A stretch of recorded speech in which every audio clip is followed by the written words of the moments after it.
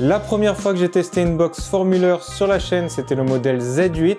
À l'époque, c'était un appareil qui était performant pour l'IPTV, mais qui ne proposait rien d'autre. J'exagère un peu, mais dans les autres domaines, c'était plutôt limité pour un boîtier TV vendu à un prix haut de gamme. Depuis, Formuleur a fini par intégrer les DRM Level 1 dans ses box TV, des meilleures capacités en décodage vidéo, une prise en charge plus large des formats audio et plus de puissance. Hello tout le monde, c'est Joe. Aujourd'hui, je vais vous dire ce que j'ai pensé de la Formuleur Z11 Pro Max, le boîtier le plus performant de la marque, et si ça vous intéresse, restez connectés.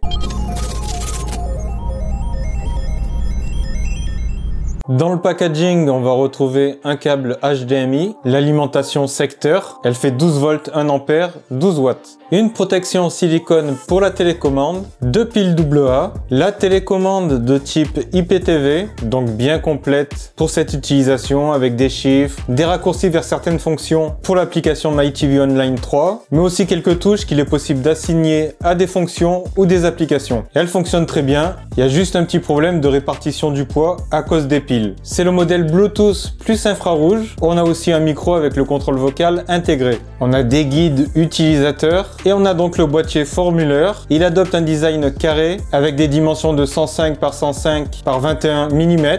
Il est de couleur noire. Sur le devant, on a une LED. Rouge, le boîtier est éteint. Blanc, le boîtier est allumé. Sur le côté droit, on a un port USB 3.0. Au dos, on retrouve un port Ethernet gigabit, un port HDMI 2.1, un port USB 2.0, un slot pour carte micro SD, un port infrarouge, c'est pour l'autre modèle avec la télécommande infrarouge, et la prise d'alimentation. Enfin, sur le dessous, on retrouve des multiples trous pour l'aération de l'appareil, des patins dans les angles pour l'adhérence, et deux fixations permettant de maintenir l'appareil sur un support. Au premier démarrage, il va falloir appairer la télécommande, il va falloir faire ensuite quelques réglages, et puis au bout de quelques minutes, l'appareil sera prêt à être utilisé. Le Formuleur Z11 Pro Max tourne sous Android 11, l'interface est très simple visuellement, ça rappelle un peu comment était l'interface d'Android TV 7, ça commence à être un petit peu ancien. Nous avons une ou deux rangées de vignettes qui représentent les applications que l'on a installées ou qui sont installées d'origine. On peut, si l'on veut, ajouter des rangées supplémentaires et même ajouter une rangée avec des applications cachées, accessibles par code PIN. Les vignettes ne sont pas dynamiques, c'est-à-dire qu'il n'y aura pas le contenu de diverses applications qui va s'afficher selon le moment où vous utilisez votre appareil. Ça sera toujours la même image représentant l'application. Donc on est loin de ce que propose Fire TV ou Google TV par exemple. Il y a une exception à ce que je viens de dire, c'est pour l'application MyTV Online 3, l'application IPTV maison, qui va, elle, pouvoir afficher des contenus dynamiques directement sur l'interface. Donc vous verrez par exemple des vignettes représentant des chaînes TV. Pour installer des applications, plusieurs solutions s'offrent à nous. Le Play Store Android TV, vous avez bien entendu, Android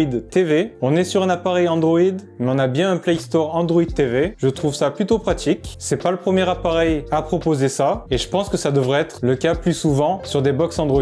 Ça permet de profiter d'applications spécialement optimisées pour une utilisation à la télécommande sur une télévision. Sinon, on a aussi le Market Formuleur. Ça va permettre de retrouver des applications compatibles ou optimisées pour les appareils Formuleur. Ça permet d'éviter de chercher les bonnes versions des applications à installer. Enfin, sinon, il est aussi possible de télécharger des fichiers APK pour installer directement des applications Android. Attention avec les applications Android, elles ont été créées à la base pour les écrans tactiles, donc ça peut être un petit peu plus compliqué à contrôler, mais il y a une petite fonction que l'on peut positionner sur un petit bouton de la télécommande qui va permettre de faire apparaître un curseur de souris à l'écran pour se déplacer plus facilement dans ces applications. Et vous pouvez créer un montage réseau, donc vous connectez un disque réseau. On peut trouver l'interface pas très moderne, je le conçois, mais ça reste une interface fonctionnelle. Vous voulez accéder à un contenu d'une application, vous avez la vignette de l'application, vous cliquez, vous y accédez. Simple, efficace. Un des avantages de cette interface, c'est qu'elle est dépourvue de publicité. Vous n'aurez pas de gros bandeaux qui vous cachent l'écran, de vidéos qui se lancent toutes seules, rien. Il n'y a pas de publicité. Les appareils Formuleur sont des appareils qui sont quand même bien verrouillés. Vous ne pourrez pas faire ce que vous voulez avec. Vous ne pouvez pas y installer des systèmes Linux, des systèmes alternatifs, et vous ne pouvez même pas installer d'autres launchers. Donc vous faites avec ce que vous avez. Je stoppe 30 secondes la vidéo, on va passer au sponsor, et vous en avez l'habitude, c'est GamesGo. Donc c'est un petit service qui va vous permettre de payer vos abonnements de streaming vidéo et musical beaucoup moins cher. Ce sont bien souvent des abonnements par partagé. Donc vous aurez votre profil utilisateur et d'autres personnes aussi auront leur profil utilisateur. Par exemple, en ce moment, on peut choper Spotify à moins d'1,92 € par mois, YouTube Premium à moins de 2,67 € par mois et Disney Plus à moins de 2,17 € par mois. Si vous êtes intéressé, passez par le lien en description de la vidéo. Il y a un petit code promotion qui vous y attend pour avoir des prix encore moins chers.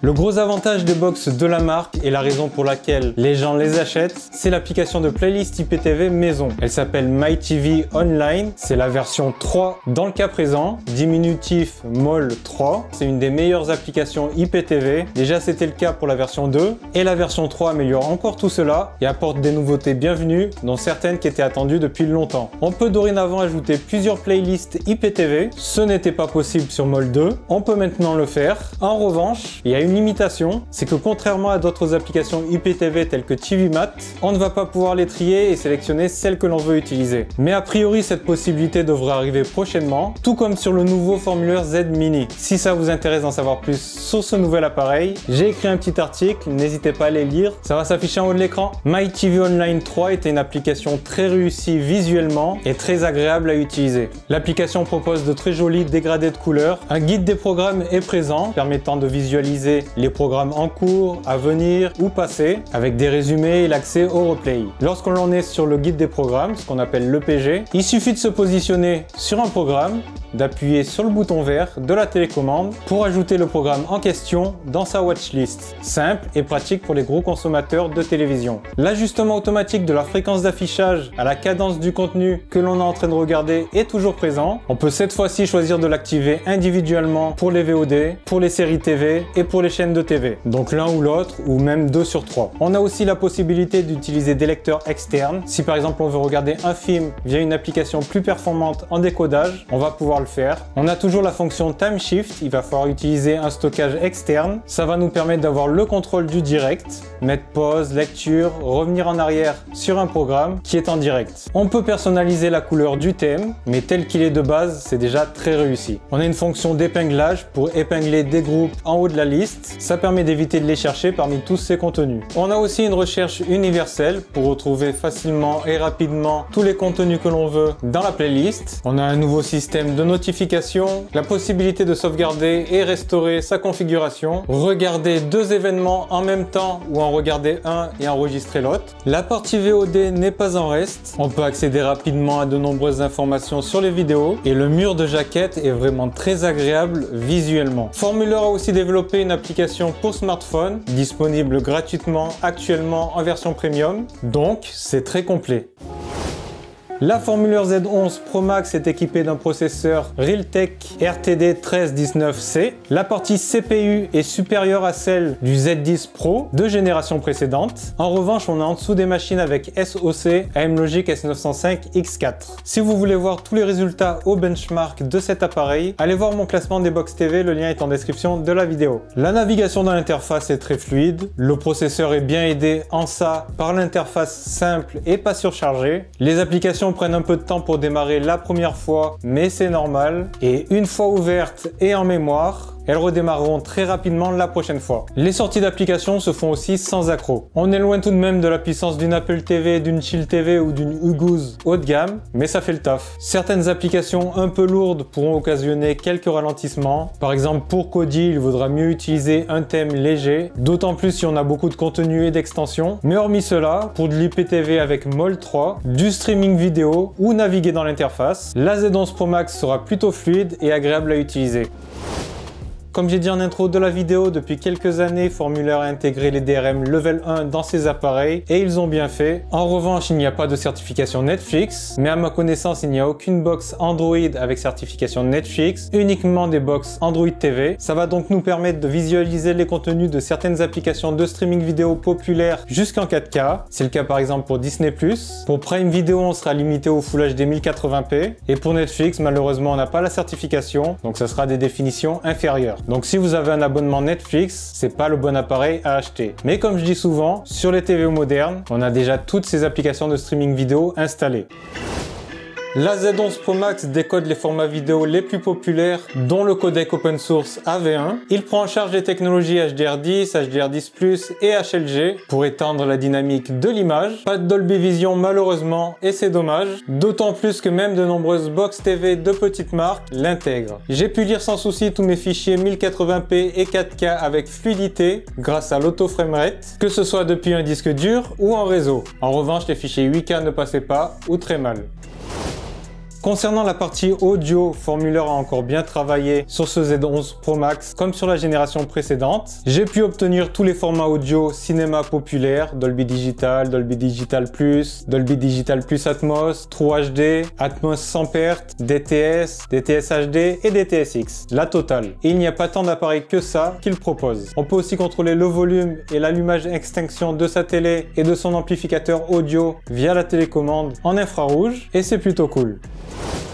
Le GPU intégré à la Z11 Pro Max est un Mali G57 MC1. On est bien un niveau au-dessus par rapport au G31 MP2 qu'on retrouve sur les appareils S905 X4, mais c'est toujours bien inférieur à celui d'une Chill TV, d'une Apple TV ou de certaines box Android haut de gamme de type Beelink ou Hughes. Ça nous permet tout de même de jouer à beaucoup de jeux Android ou Android TV avec des graphismes corrects, on va dire. Pour les jeux les plus gourmands, ça sera moins détaillé, et pour certains gros jeux vraiment récents et gourmands, on ne pourra même pas jouer. Du côté de l'émulation, on va pouvoir jouer à pas mal de jeux jusqu'à la N64, la Dreamcast, la PSP. Globalement, ça sera très correct, mais on ne peut pas jouer à la PS2 ou à la GameCube. Enfin, j'ai testé le cloud gaming via GeForce Now. J'ai testé en Wi-Fi et en connexion filaire, et malheureusement, je finissais toujours par avoir des blocages. Le jeu se bloque, il faut que je redémarre. Des fois au bout de quelques secondes, des fois au bout de 5-10 minutes. Mais c'était pas gérable sur la durée de mon côté.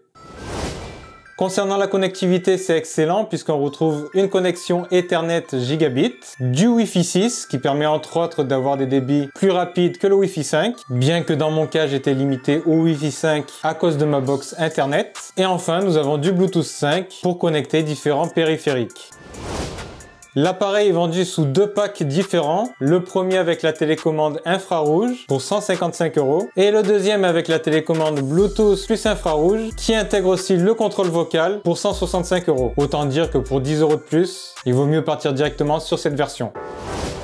En conclusion, cette Formuleur Z10 Pro Max est un bon appareil. Certes, le prix peut paraître un peu élevé, mais cela inclut une des meilleures applications de playlist IPTV et une télécommande très complète configurée pour l'utilisation de celle-ci. En revanche, le problème est toujours le même. Le jour où Formuleur aura décidé de passer à MyTV Online 4, il faudra que vous changiez d'appareil pour profiter de la mise à jour et des nouvelles fonctionnalités qui vont avec. Demandez à ceux qui ont acheté un Formuleur Z10 quelques semaines ou quelques mois avant la sortie du Z11 ce qu'ils en pensent. Beaucoup ont eu l'impression de se faire arnaquer. Le business de Formuleur, c'est de vendre son application maison MyTV Online. Il faut la repayer à chaque fois pour chaque appareil et pour chaque nouvelle version majeure. Au niveau des plus, j'ai noté que c'est une des meilleures applications IPTV. C'était déjà le cas avant, mais ça l'est encore plus maintenant. On a une interface sans pub et pratique, bien qu'elle puisse paraître un petit peu vieillotte. On a un Play Store Android TV plus un Market Formuleur. De nombreuses mises à jour, même si c'est principalement lié à l'IPTV. L'appareil est performant en lecture audio et vidéo. On a 4 Go de RAM et 32 Go de stockage et on a un ajustement automatique de la fréquence d'affichage. Pour l'aspect négatif, pour les moins, j'ai noté une interface sans contenu dynamique, hormis pour les contenus de Mol 3. On n'a pas de connectique audio, hormis le port HDMI. On n'a pas de Netflix et Prime Video 4K et on n'a pas de Dolby Vision. Un petit mot sur Dolby Vision. Je sais que beaucoup de personnes y sont attachées, mais il faut dire la vérité aussi, beaucoup de personnes ne voient pas la différence. Donc du HDR10, c'est déjà très bien. Dites-moi dans les commentaires ce que vous en pensez. C'était Joe pour Culture Chronique. Ciao, ciao!